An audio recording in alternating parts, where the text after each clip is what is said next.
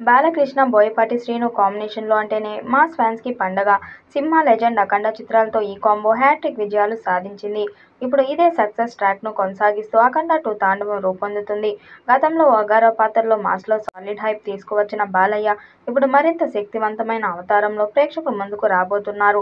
14 reels plus సంస్థ రామ్ ఆచంట, గోపి ఆచంట నిర్మిస్తున్న ఈ పాన్ ఇండియా చిత్రంపై అంచనాలు భారీగా ఉన్నాయి.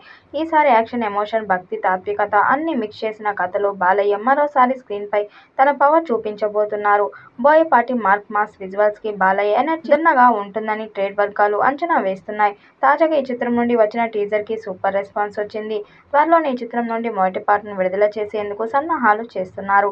తమన్ అద్భుతమైన పాటలు రెడీ చేశాడట. అందులో ఒక పాటను త్వరలోనే రిలీజ్ చేయాలని ప్లాన్ చేస్తున్నారు. మరి ఈ పాట ఏ రేంజ్లో ఉంటుందో చూడాలి. ఇప్పటికే షూటింగ్ మేజర్ పార్ట్ పూర్తవగా ఇటీవల మరో కీలకమైన షెడ్యూల్లో ప్రారంభమైంది.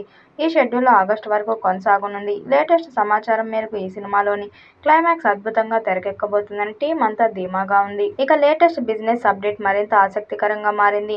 అఖండ 2 సినిమాకి ఇప్పటి వరకు బాలకృష్ణ కెరీర్లో అతిపెద్ద థియేట్రికల్ బిజినెస్ నమోదయ్యింది. వేరియస్ మార్కెట్లో కలిపి ఈ సినిమా 100 కోట్లకు పైగా థియేట్రికల్ ప్రీ రిలీజ్ బిజినెస్ సాధించిందట.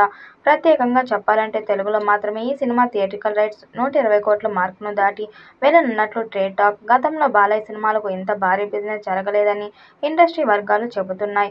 ఇటీవల అఖండ 2 టీజర్ కూడా ఈ సినిమాపై ఉన్న క్రేజ్ను మరింత బూస్ట్ ఇచ్చింది. బాలయ్య శివతాండవం మూడ్లో కనిపించగా త్రిశూలంతో యాక్షన్ సీన్ ఫ్యాన్స్ని విపరీతంగా ఆకట్టుకుంటుంది. ఈ టీజర్ బాలయ్య మాస్ ఇమేజ్ను మరోసారి రీకాల్ చేసేలా ఉంది. ఇక ఈ సినిమా సెప్టెంబర్ 25న దసరా సందర్భంగా గ్రాండ్గా విడుదల కానుంది. తెలుగుతో పాటు తమిళం, కన్నడ, మలయాళం, హిందీ భాషల్లో రిలీజ్ ప్లాన్ చేస్తున్నారు. తమన్ సంగీతం, శ్రీరామ్ ప్రసాద్ సినిమాటోగ్రఫీ, సంయుక్త మీనన్ హీరోయిన్గా పాత్రలు కూడా హైలైట్గా కానున్నాయి.